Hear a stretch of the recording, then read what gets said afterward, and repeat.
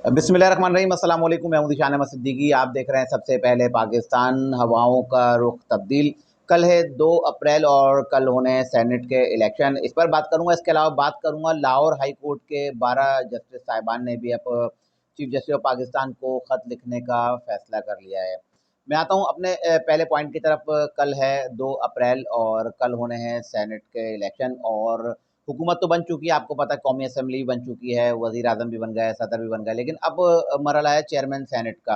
अब कल जो है सेनेट में इलेक्शन होने हैं। सेनेट की 48 नशिस्तों में से 18 नशिस्तों पर जो है 18 सेनेटर बिला मुकाबला जो है मुंतखब हो गए।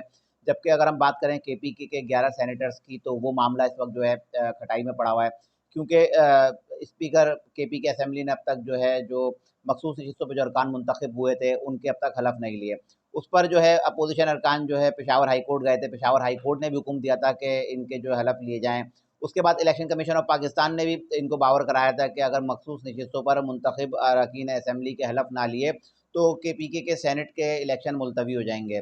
तो बस इसी को देख के अब इलेक्शन कमीशन ऑफ पाकिस्तान ने कहा था कि 11 जो सेनेट की नशिस्तें हैं जो केपीके की हैं, इसका मामला जो है खटाई में जाता नजर आ रहा है। अलबत्ता आज जो है हुकूमत केपीके जो है आज हाई कोर्ट गई होगी और वहाँ उन्होंने इस्तदा की होगी। अब देखते हैं हाई कोर्ट से इस पर क्या फैसला आता है। लेकिन मैं बात कर रहा था, असल मसला है चेयरमैन सेनेट का। अब पाकिस्तान पीपल्स पार्टी की जानिब से यूसुफ रजा गिलानी को जो है चेयरमैन सेनेट के लिए जो है नामजद किया गया है, उनका नाम सामने आया है। लेकिन अगर मैं बात करूं, जब ये हुकूमत बनने जा रही थी तो मैंने आपको बताया था एक फार्मूला तय हो गया है कि पाकिस्तान पीपल्स पार्टी जो आईनी ओहदे लेगी और जो वजीर आजम जो है नून लीग का होगा और स्पीकर कौमी असम्बली नून लीग का होगा, deputy speaker Pakistan Peoples Party का होगा, इसी तरह chairman senate Pakistan Peoples Party को देंगे और डिप्टी चेयरमैन सेनेट जो है पाकिस्तान मुस्लिम लीग नून का होगा। लेकिन अब आपको पता है ना कि पहले कुर्बानियाँ ली गई हैं बहुत सारी। अगर हम बात करें वफाकी वजीर ख़जाना की, वफाकी वजीर दाखिला की, ये इस्टेब्लिशमेंट के आपको पता है लोग हैं, गैर मुंतखब लोग हैं। लेकिन अब जो है इस्टेब्लिशमेंट चाहती है कि उनके मंजूर नज़र जो है चेयरमैन सेनेट बने। आपको पता है अनवारुल्लाह काकड़ साहब जो निगरान वजीर आज़म थे और 16 माह उन्होंने बड़ा भरपूर साथ दिया इन लोगों का और अपना एक अच्छा किरदार अदा किया। तो अब इस्टेब्लिशमेंट चाहती है कि अनवारुल्लाह काकड़ साहब जो है अगले चेयरमैन सेनेट बने। अब मुस्लिम लीग नून से रब्ता किया गया था, तो मुस्लिम लीग नून ने तो हाथ खड़े कर दिए। उन्होंने कहा चेयरमैन सेनेट का जो हमारा जो पावर शेयरिंग का जो फॉर्मूला तय हुआ था उसके तहत जो chairman senate Pakistan Peoples Party का है, तो लिहाजा आप जाएँ पीपल्स पार्टी से रब्ता कर लें। अगर आसिफ जरदारी साहब मानते हैं तो आप अनवारुल्लाह काकड़ साहब को जो है चेयरमैन सेनेट बना दें। दूसरी तरफ कुछ ट्वीट्स भी हुए हैं जो जरदारी साहब के लिए किए गए हैं, कुछ सहाफ़ियों की जानिब से, कुछ लोगों की जानिब से, जिसमें आसिफ अली जरदारी साहब को बावर कराया गया कि आप जो है बलूचिस्तान के हकूक़ की बात करें और बलूचिस्तान को तरजीह दें और बलूचिस्तान से मुंतखब सेनेटर अनवारुल्लाह काकड़ को जो है चेयरमैन सेनेट बनाएं। बहरहाल अब ये एक मामला आ गया है सामने। अब देखते हैं पाकिस्तान पीपल्स पार्टी इस पर कुर्बानी देती है या नहीं देती। लेकिन इस्टेब्लिशमेंट के मंजूर नज़र अनवारुल्लाह काकड़ हैं और पाकिस्तान पीपल्स पार्टी ने अब जो यूसुफ रजा गिलानी साहब को अपना जो है सेनेटर जो है सॉरी चेयरमैन सेनेट जो है नामजद कर दिया। बहरहाल अब कल 2 अप्रैल है। पहला मसला केपीके का, देखें इस पर क्या फैसला आता है। अब ये हाई कोर्ट तो जाएंगे हुकूमत केपीके, लेकिन उसमें क्या फैसला आता है मुझे नहीं लगता, क्योंकि अब हम का शिकार रहेगा, क्योंकि इलेक्शन कमीशन ऑफ पाकिस्तान के फैसले हैं इस पर। मेरे ख्याल मुझे नहीं लगता कि इसमें हाई कोर्ट जो है फैसला देगी और आखिरकार जो है स्पीकर केपी के असेंबली को जो है जो मखसूस नशिस्तों पे जो अरकान जो जिनको इलेक्शन कमीशन ऑफ पाकिस्तान ने नोटिस किए हैं उनके हलफ लेना ही पड़ेंगे।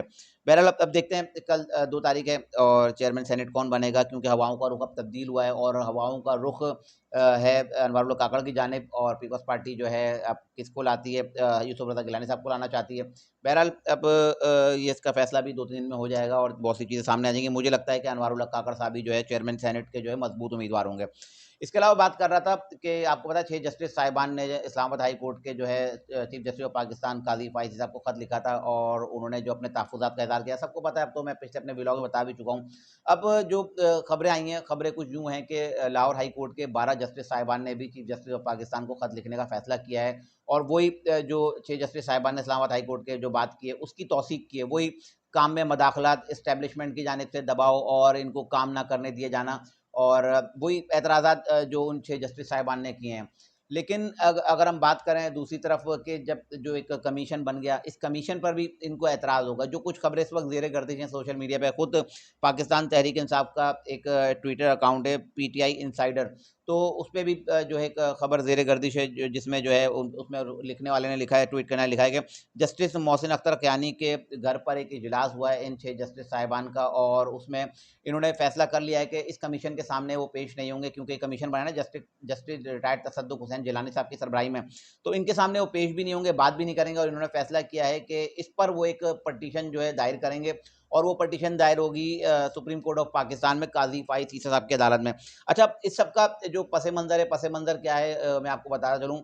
आपको पता है लाहौर हाई कोर्ट में जस्टिस कौन थे पहले, और उनके साहबजादे कौन थे? उनके साहबजादे थे पाकिस्तान तहरीक इंसाफ के कारकुन, और जितना रिलीफ इमरान खान साहब को लाहौर हाई कोर्ट से मिला है सबको पता है कि वो वहाँ लाडले थे, मंजूर नज़र थे, उनकी गाड़ी डायरेक्ट जस्टिस साहब के चैम्बर के सामने जो उनकी स्टेयर्स थी वहाँ आके रुकती थी, वहाँ से वो सीधे अंदर जाते थे, बल्कि और जगहों पे तो मुद्दई मुल्ज़िम इंतज़ार करता है, लेकिन यहाँ जस्टिस साहिबान जो है इमरान खान साहब का इंतजार करते थे लाडले का कि वो आएँ और उनके लिए फैसले दें। बहरहाल अभी 12 जस्टिस साहिबान का जो मुझे जो नज़र आता है कि जो ये ख़त जो ईद के बाद एक नया अभाम पैदा करने की कोशिश की जाएगी, ये सारा एक इंतशार और मुल्क को जो है आपको पता है ना, माशी अदम इस्तेहकाम और सियासी अदम इस्तेहकाम की तरफ ले जाने की एक साजिश है।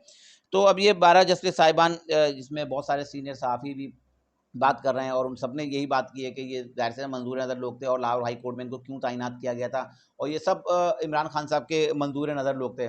अब जो असल मकसद जो है ना एक ख़त लिखने का, वो ये है कि एक तो मैंने बताया कि 6 जस्टिस साहिबान जो इस्लामाबाद हाई कोर्ट के हैं, उन्होंने कमीशन के सामने पेश होने से जो है उन्होंने इनकार कर दिया, जो सोशल मीडिया पे खबरें चल रही हैं कि हम पेश नहीं होंगे और पटिशन दायर करेंगे। उसके अलावा 12 जस्टिस साहिबान का जब ख़त सामने आएगा, इससे पहले भी ये खबरें ज़ेर गर्दिश थी, आपको पता है जब जस्टिस एजाजुल हसन और जस्टिस मज़ार अली अकबर नकवी साहब ने जब इस्तीफ़े दिए थे, तो ये खबरें उस वक्त भी ज़ेर गर्दिश थी कि लाहौर हाई कोर्ट से भी कुछ जस्टिस साहिबान के जो है इस्तीफ़े आ सकते हैं। तो ये सारा जो गेम किया जा रहा है ना लाहौर हाई कोर्ट से, सारा गेम किया जा रहा है चीफ जस्टिस ऑफ पाकिस्तान काजी फाइज ईसा साहब को मुतनाज़ा बनाने के लिए, क्योंकि इमरान खान साहब के खिलाफ जितने भी जो फैसले आएंगे या जो उनके खिलाफ आएंगे, उसमें आपको पता अपीलों में भी जाएंगे इस्लामाबाद हाई कोर्ट के बाद वो मामला जाने सुप्रीम कोर्ट, और सुप्रीम कोर्ट में कौन बैठा हुआ है?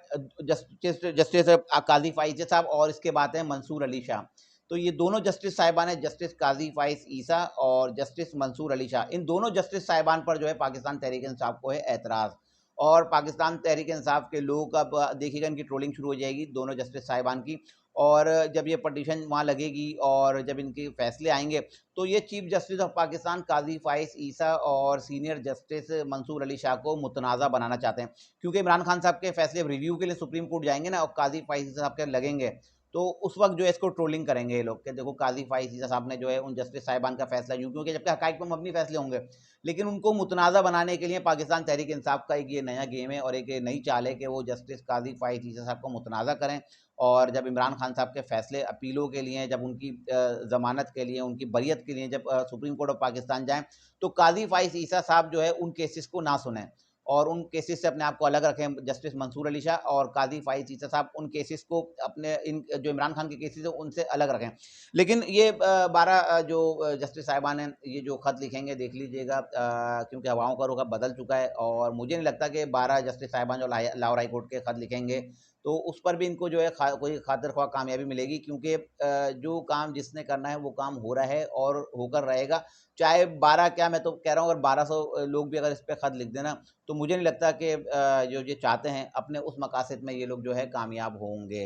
ये थी आज की कुछ इंतहाई अहम खबरें जिसके साथ मैं हाज़िर होता हूँ। इंशाल्लाह मज़ीद खबरों और नए तजदीद के साथ फिर हाज़िर हूँ। तब तक के लिए याद दीजिए, अल्लाह हाफ़िज़।